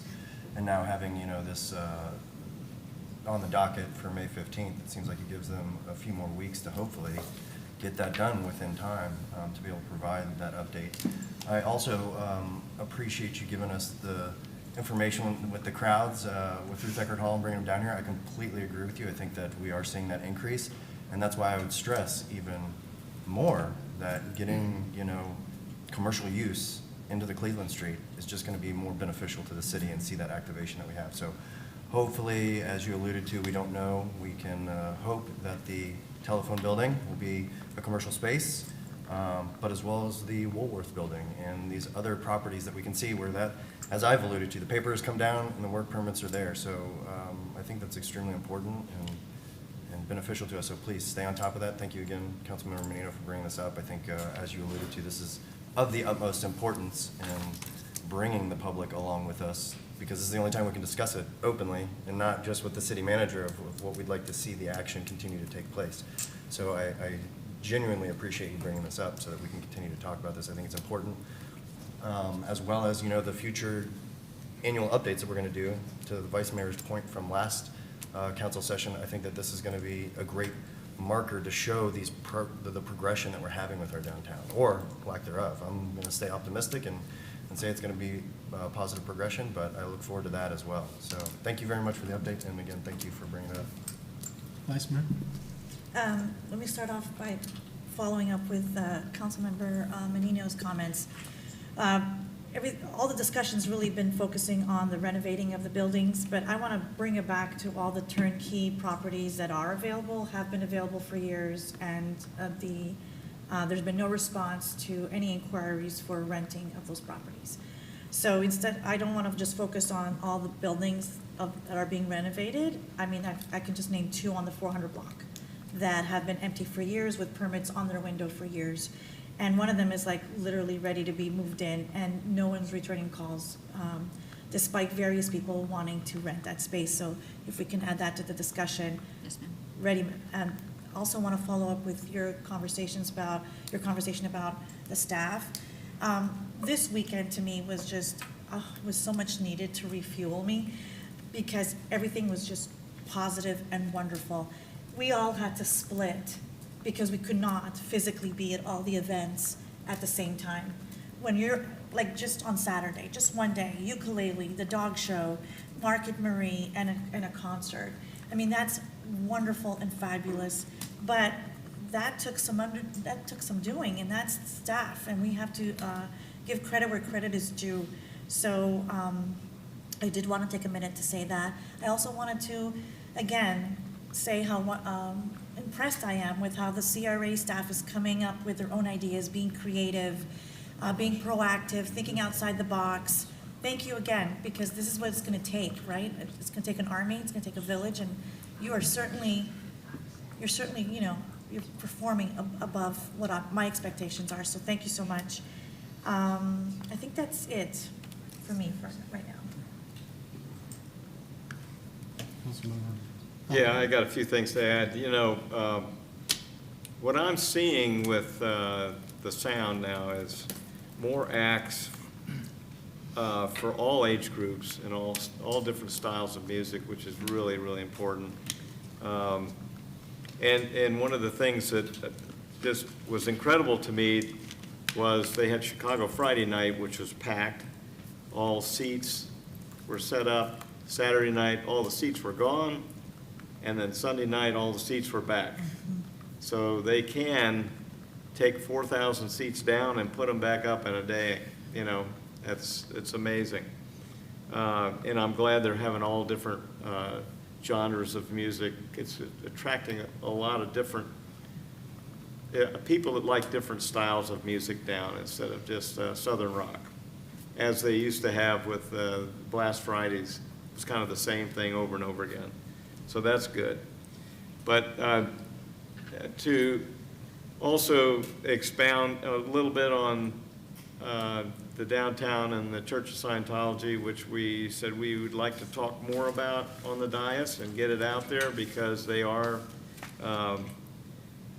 starting to do more remodeling downtown of the buildings that really need to be either remodeled or torn down. They're old buildings. They're putting a lot of money into this. And from our conversation, I think from all of us who had individual conversations with the church a while back, what they had told us is that no institutional uses on the first floor. It was all going to be a retail restaurant. They were already talking with different restaurants, nice restaurants to go in there. And hopefully on some of these other spaces, they will also get those to be rented too. But I told, we all told them it's very important to get your story out to the public now, because to tell us one thing and then we try to pass it on, what we think what we've heard is hard. If they put it out, here's what we're doing, it makes it a little bit easier for all of us when people question us as to what did they say? Well, I said, get it out to the public in all different forms of media. If they're listening today, get it out, because next time we're going to really talk about this is on the 17th of May. They've got plenty of time to get it out in all different forms of media to the public. At least get them to understand kind of what we have now understood. So that's it. I do have one quick question, just a follow-up to Vice Mayor Teixeira real quick. You noted there are 2 properties on the 400 block. I would like to follow up with that, City Manager. If that's true and there's just a continual renewal of permits, I mean, that's very concerning. So I don't know if you know those properties like right now, or if later on you can, in your one-on-one, pass that along to her so that I might be able to get updates on it, and then we can kind of see what the deal is with that. I mean, Sure. that's obviously concerning. Also, I do have Lauren Matzke is here, and she might be able to provide some updates as Okay, it relates great. to the permits standpoint of it. And I do plan on, the Vice Mayor's request to add that as a conversation point the next time I have a conversation with the church. But Good. Lauren. Good afternoon, Lauren Matzke, Planning and Development. I can't speak to those exact permits, but I know a few months back we had looked into them, and they now have been calling in for inspections, if I'm remembering the correct properties. So I will get a list of the active permits along Cleveland Street within that and confirm that they're doing active work and thus eligible to have them open for longer periods of time. If I can, I don't have it in my hands because I was looking it up on my phone, but the conversation about institutional uses versus active uses, I wanted to let you know that the downtown zoning district actually requires active uses at certain key corners in downtown, and that would include Garden and Cleveland Street, Osceola and Cleveland Street, Fort Harrison and Cleveland Street, among others. And so it would prohibit kind of just typical office uses or institutional uses on those ground floor areas. So it requires things like restaurants, microbreweries. It does allow for the active uses that could come with upstairs residential, such as fitness centers, et cetera, but the point is that you've got visibility and activities going on. Just clarify for me, the corner of Cleveland Street and Fort Harrison, that big, what I call beautiful mall looking with the atrium. Yes. That's private use. I mean, you can't even look inside. Correct. So how did that get through? That predated this zoning district. This was the version that was adopted in 2018, and in all fairness, that is one of the examples that we had in mind when we were coding for That is a for huge different corner that we scenario. lost commercial Yes. use of. Yes. Okay. Thank you very much for providing that information. Obviously, if you could just follow up with those permits, because I'll tell you, and I know that you were right there in the room with me, city manager, when I sat across from Mr. Miscavige and told him that's one of my concerns, is that we can just get a permit and keep issuing a permit. You know, what cost is that to somebody? And that's where, you know, he was adamant about updating and refilling these spaces. So I just want to make sure that that's not happening, and that we're all coming to the table in good faith. So I just want to make sure that those things are being followed. Yep, I will add it. Thank you. Thank you, Lauren. One thing, because, that I want to make sure that you all understand that our team is working on, because we're going to start getting complaints, we already are a little bit, is with all of this good news about all the construction that's going on, is going to make things less convenient, less enjoyable, because we're going through a growth period, and make parking not feel as accessible. And so we are working on a marketing team and reaching out to all of our stakeholders in the area to just remind them in terms of what's going on, and that's why these project commencement dates, including City Hall, the parking garage, and whatnot, are important, and we'll be communicating that. So, good news, but it will be a frustrating time that we just have to remember to keep our eye on the prize, and that the goal is that it's worth it in the end to go through this construction phase. Refreshing complaints. Right.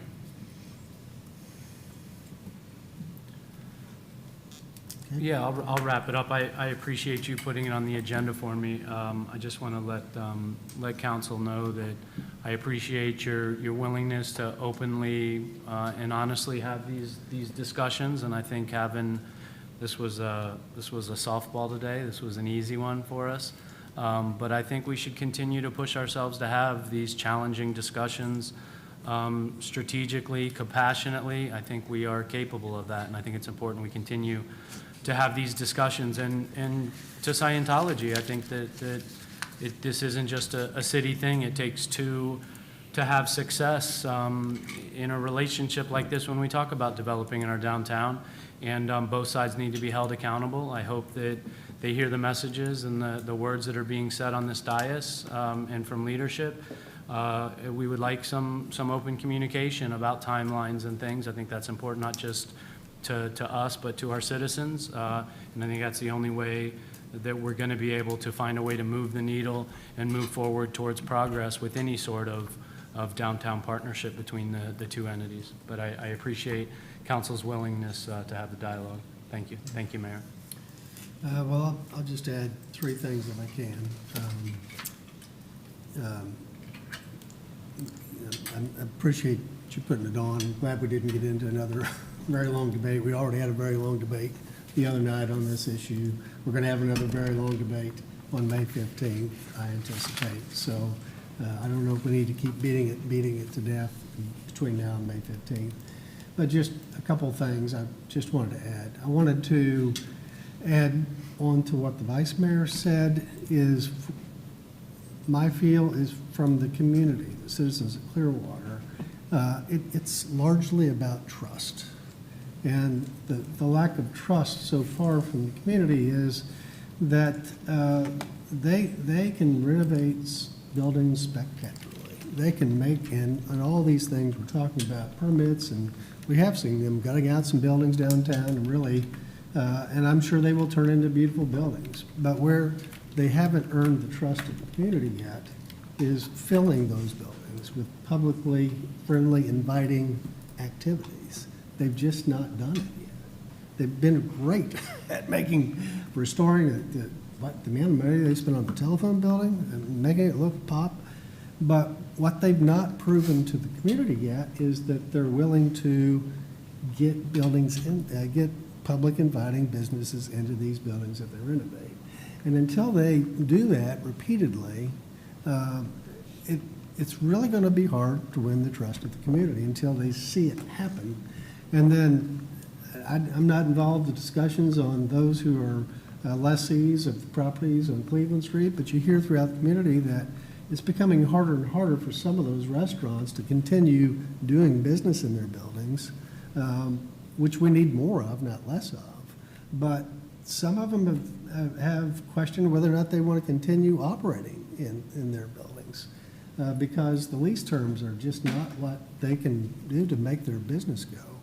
So, and again, that hurts the trust of the community. When the community is hearing about some of their favorite restaurants downtown may not be able to stay downtown because they can't get a landlord to work with them friendly. So I am encouraged, as we all are, by them renovating these buildings, but they've got to get public inviting activities into these buildings and prove that over time, in my opinion, to win the trust of most of the residents. And so far, over the years, they've just not done that.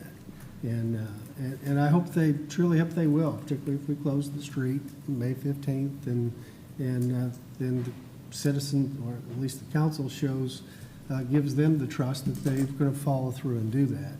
But that for me is where they really need to prove to the community the reality. They're going to work with tenants for activities that the public wants to see to get into these buildings. And until they do that, and they're established, the Starbucks down the street, one of their members owns that building. And that kind of business, brand names, folks that will come in, that kind of development, that's what we need more of. And for me, the auditorium is institutional use, and it's their right to do that. They've got it zoned for that, and they can do all that. But it's these other buildings filling with public inviting activities that I think really will move the community more in their favor. Second thing I want to say is the activities that several of us have described, the city manager described. For me, I've always thought, we can't put all of our eggs in the basket. What can we do with Scientology to develop our downtown? We've got to do what we can with what we have. And I think right now the city is knocking that out of the park. We essentially, in cooperation with the county, control our waterfront. So granted, we don't control much of the downtown core now, but we do control the waterfront. Coachman Park, Councilmember Albrecht and I walked out of the concert last night together like, wow, this thing is really, the sound is really building momentum.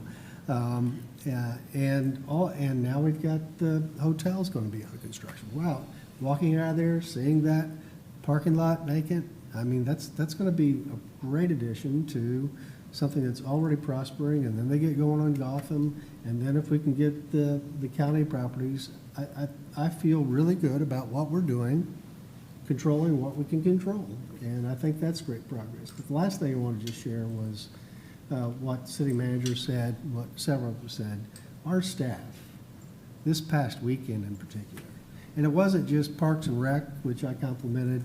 Communications, Leanne was over there with me, and council member and vice mayor and council member Menino at the dog challenge, and they were leaned in. Our police and fire were supporting all these events and doing a great job, and just a organization for our staff just to support the continued growth. The CRA staff is really impressive, and again, I think momentum and confidence in our staff too, that we really are starting to make more and more happen downtown. So appreciate you putting it on, because it's a broader question than just that one issue, I think. And I'm glad we got to talk about a lot of these positive things that are happening, because as I've said many times, we sometimes let the negative become too much of the narrative in Clearwater, and we don't tell the positive narrative and all these wonderful things that are happening outside certain issues. And so I'm glad that you put this on so we can talk about those positive things today, despite whatever happens on the street closure. So thank you. Anything else on this item? Okay, with that, we'll move to the next item, which is not on our public agenda, but I asked to put on a City of Clearwater EOG DOGE resolution. And what I did was I drafted a resolution on government efficiency that mirrors what the county just passed. This past week, Pinellas County passed the exact same resolution, except I've added Clearwater City Council instead of Pinellas County government. Hillsborough County's Board of Commissioners also adopted this. The city of Hialeah has adopted this.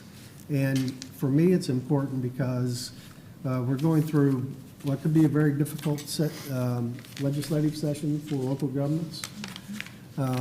And as much as my 2 visits to Tallahassee, I've tried to tell them that the city of Clearwater has already been a leader in looking at efficiencies.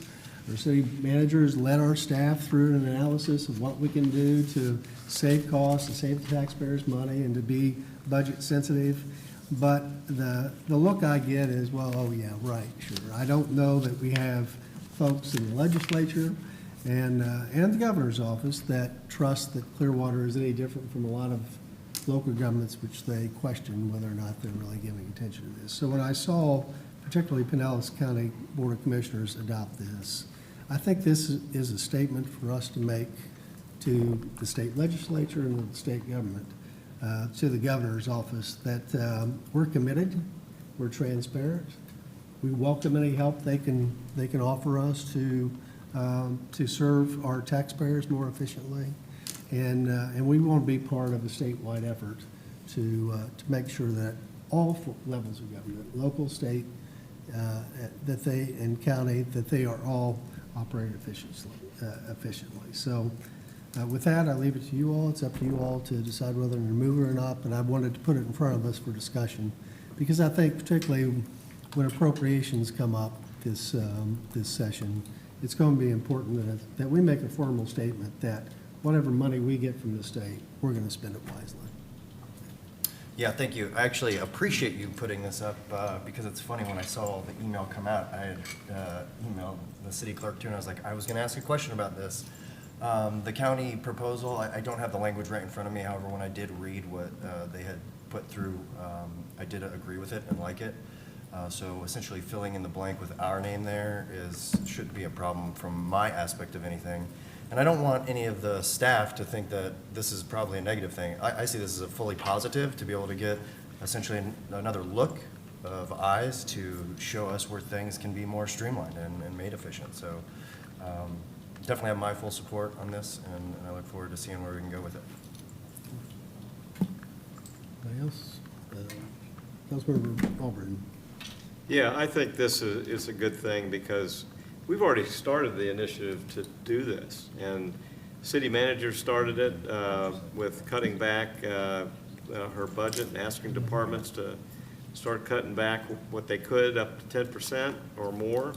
And so this just puts it in writing that this is what our policy is. So it's a good thing. Vice Mayor? I agree with Councilmember Albritton. I think we've already been doing it, but it is good. It's a good step. It's to come out and put it on record. I think it's gonna help us. I mean, after my visit with Tallahassee, the only concern I have is, I don't want to do this with a machete. We need laser precision if we're going to do any efficiencies, because some of the bills that are going through just don't make sense, and it's basically punishing everyone for a few bad actors. So yes, I am in support of this action, but not because I think that we're lacking. I think we're already doing it, but it's sort of, like you said, going on record that this is an intention and that we are already doing it, but doing it carefully, not swinging a machete. City Attorney, what's our next step with this? Can we have this on for Thursday night, or is this need to be? I mean, it is. Can we adopt it today? Right. I mean, based on the council's direction, I think the clerk and I could work at putting this into a format for Thursday. I don't see why not. I mean, it's already effectively drafted. If the council has reviewed and if the council is comfortable with the precise language and the way it's drafted, there are specific statements in there, so I would definitely make sure that all of you are comfortable with exactly how it's being worded. But if that's the consensus of council, then I don't see why not. I think we could put it on for a Thursday resolution. Yeah, I think so. I would just say, I know that I've seen it from the county's perspective. I don't know that all of us It's the same thing. read it. Well, Yeah. I want you to check it again. compared No, to- no, for sure, but I know that, I don't think that maybe everybody has seen what the county proposed, so that's what, Sure. just maybe some time there. Yeah, we'll encourage everybody to read it before Thursday, for sure. Okay, Then we'll put that on the agenda. very good, thank you. Thank Okay, with that, we'll move to item 14, new business. Any new business to come before the council? Not 15, closing comments by the mayor. I really don't have anything to add, which a lot already hasn't been said. Just so excited about just what was happening in Clearwater this past weekend and what's getting ready to happen. One thing we didn't mention was, and I'll mention again Thursday night, but Sugar Sand Festival. The Chandler family, particularly Lisa, has done such an amazing job at getting publicity for that event. She somehow got noticed by the Kelly Clarkson show, so when I was there the other night, the winner of some from California was there who won a trip to the Sugar Sand Festival through the Kelly Clarkson show. And we did so much media out there on Friday night. I did 2 live pieces, and Lisa did a bunch too. But it has grown from just sand sculptures into this significant event, family-friendly, all kinds of activities. And, but again, it's getting to where so many great things are happening around Clearwater. It's hard to keep track of them all, as the vice mayor said. I mean, we had to divide and conquer a little bit, where I was asked to give remarks at a couple places, and she helped me out by filling in. There's just so many great things going on. Appreciate our communications team and helping us tell that story. They've been working really hard to make sure everybody knows about what's going on, and I think actually have to pick and choose a little bit where we can't saturate the media and get every story told. But thank you to them for their hard work as well. So with that, if there's nothing else to come before the council, we will adjourn the work session of April 14, 2025.